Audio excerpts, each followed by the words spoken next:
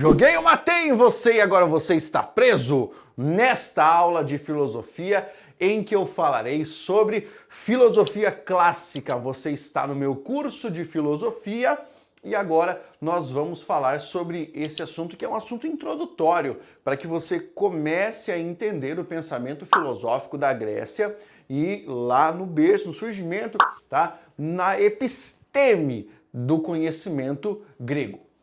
Vamos pensar aqui, filosofia clássica, por quê?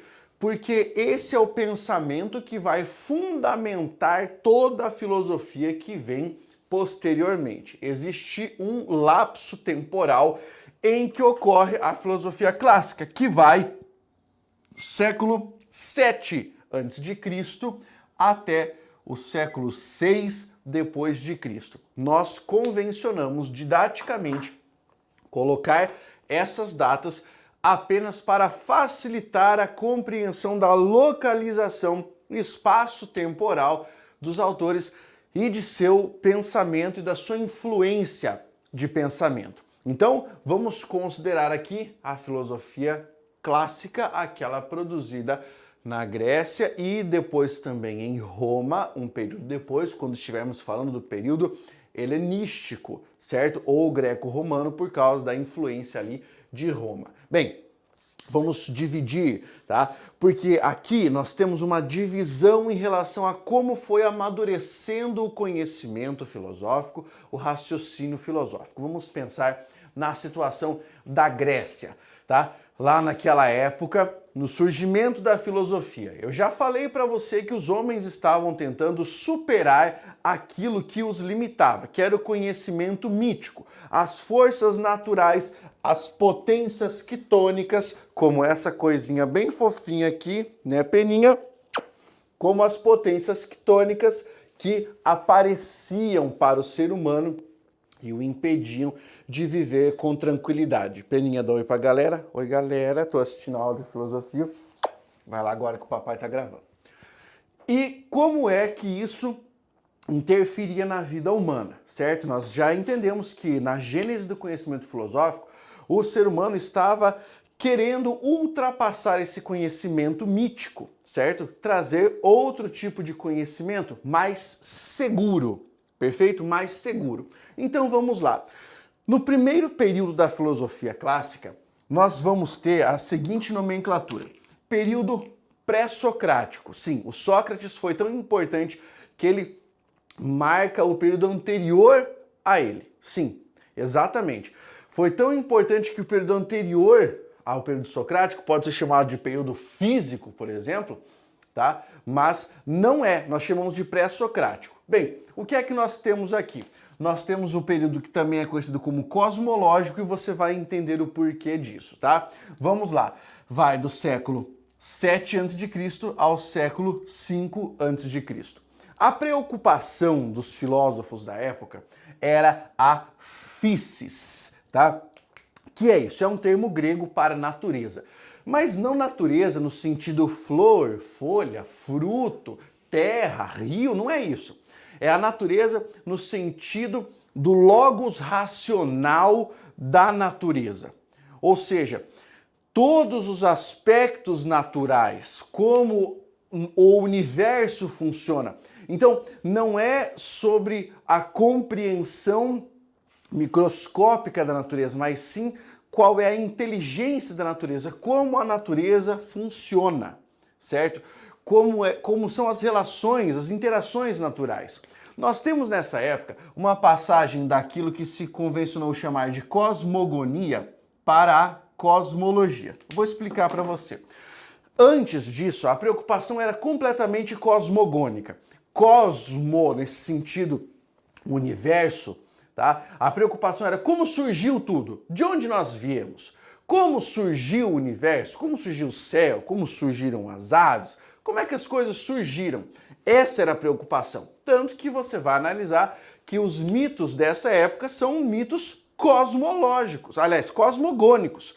Os mitos de surgimento, aqueles chamados genealógicos, certo?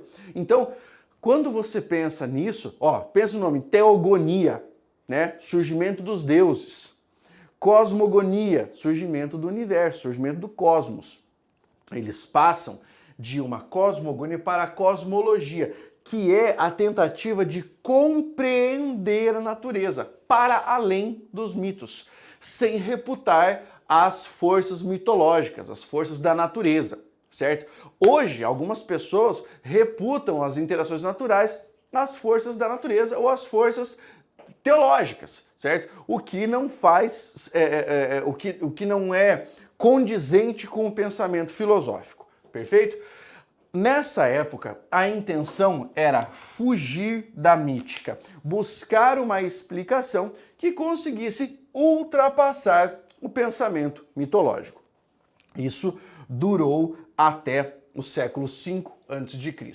Aí nós vamos para o segundo período da filosofia, chamado de período socrático ou período antropológico. Marcação, a datação aqui, ó, século V a.C. até o século IV a.C. Por que período socrático? Por causa do trabalho de Sócrates, certo? Por causa do trabalho de Sócrates. Não só Sócrates, Sócrates e Platão. Você vai entender depois que tudo aquilo que Sócrates supostamente falou ou ensinou foi relatado por Platão, né? Porque Platão era o discípulo de Sócrates. Enfim, nessa época nós temos a nomenclatura de período antropológico porque a preocupação não é tanto com a superação da mítica e com a cosmologia. A preocupação é com o homem e com suas relações. Você vai entender mais propriamente quando eu estiver falando sobre os filósofos ou os homens que discursavam na ágora, na praça lá na Grécia, que se contrapunham ao conhecimento socrático, os sofistas. Você vai entender isso um pouco mais. Aqui eles tinham discussões sobre ética, sobre política, sobre organização social, sobre estética, sobre música. Muito daquilo que se estudou posteriormente na Idade Média surgiu da filosofia socrática. Então, enquanto a filosofia pré-socrática tem um olhar que parte do homem para o mundo, que avalia o mundo e tenta entender o mundo, a filosofia socrática tenta olhar para o homem e entender o homem e suas interações, certo? Aí depois disso, nós vamos passar por um outro período extremamente revolucionário na filosofia, que é o período aristotélico, ou também chamado de período sistemático, vai lá do século IV ao século III. Sim, marca o tempo de vida e de produção, né, do filósofo Aristóteles, de Estagira. Aristóteles foi, na minha opinião, um dos mais importantes filósofos de toda a história da filosofia. Por quê? Porque o Aristóteles resolveu pôr o pé no freio e falar assim, rapaziada, calma lá.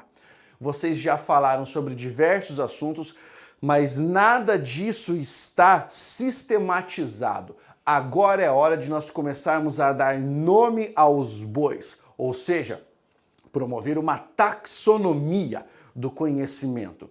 E aí é daí que surge toda a taxonomia dos conhecimentos que hoje nós estudamos. A taxonomia dentro da biologia surge com Aristóteles. A taxonomia na metafísica surge com Aristóteles. A taxonomia gramatical surge com Aristóteles. A taxonomia na literatura surge com Aristóteles.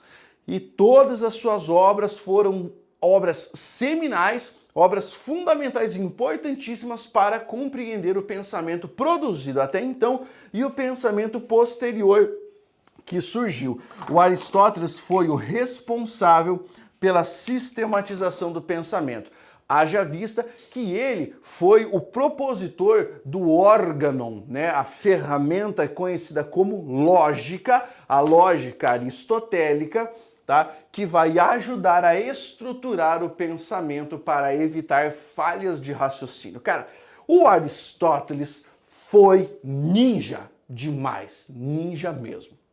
Depois do período aristotélico, vem em tese o período mais longo, né? Que é o período helenístico, também conhecido como período greco-romano, que vai do século III a.C. até o século VI depois de Cristo. É muito tempo.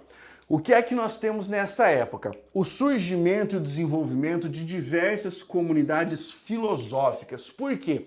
Porque como essa ideia de pensar, que era uma ideia nova, né, começou a tomar corpo e as pessoas começaram, não digo todas, mas alguns, né, começaram a se destacar nesse aspecto, então as comunidades filosóficas foram surgindo para discutir outras questões. E a questão mais importante discutida ao longo desse período todo foi a ética, ou seja, partindo do quê? Daquilo que nós já havíamos ouvido falar com Sócrates, Platão e Aristóteles, isso vai amadurecer e ganhar mais corpo em outras escolas filosóficas. Quais foram algumas dessas principais escolas? O estoicismo, que você vai estudar comigo, o pirronismo e ceticismo, o hedonismo e o cinismo. São algumas escolas filosóficas do período helenístico de que você vai ouvir falar. Nós temos aí um momento que vai transformar a filosofia, vamos começar uma grande convulsão social depois dessas escolas aqui, porque vamos passar para outra etapa da história da filosofia. Mas antes de fazer isso, eu vou precisar descrever todos esses aspectos para que você entenda a filosofia clássica. Toda vez que você ouvir alguém dizendo é preciso ler os clássicos, não é à toa, porque é a filosofia clássica que permite estruturar o pensamento. Você só vai compreender os próximos filósofos, vamos pegar um exemplo aqui, você só vai conseguir compreender Nietzsche e a crítica que Nietzsche faz, por exemplo, a alguns filósofos da filosofia clássica, se você compreender ou tentar fazer um esforço para compreender a filosofia dessa época. Dá um pouco de trabalho? Sim, mas é extremamente compensador.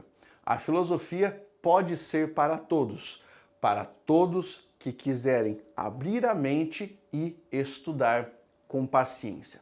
Sobretudo, leia, busque o conhecimento, como já dizia o ET Bilu. Agora, faça sua inscrição aqui no canal, receba as notificações se você vai receber se você ativar o sininho aqui, cara, tá? Ative o sininho, receba as notificações, compartilhe esse vídeo para todos os lugares, cara. Mande para jornal, mande para revista, mande para o Instagram de todo mundo que você conhecer. Por quê? Porque eu quero que você me ajude a levar esse conhecimento para as pessoas. Ele é de graça! Ele é de graça! Então faça uma boa ação.